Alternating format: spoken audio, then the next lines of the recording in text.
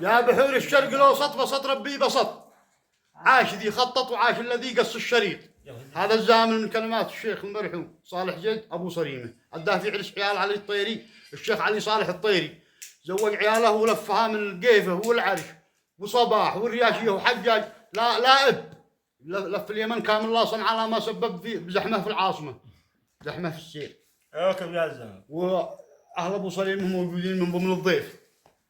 قال صالح زيد يا بحور الشرق الاوسط بسط ربي بسط، عاش ذي خطط وعاش الذي قص الشريط. جات من مسقط وجول العزومه من برط، من يقول انه يسي مثلكم ما هالخريط. وجوب عليه احمد علي دبيحي قال مرحبا من الميج حوط بجنحانه وحط، بعد ما شوط على شاطئ البحر المحيط.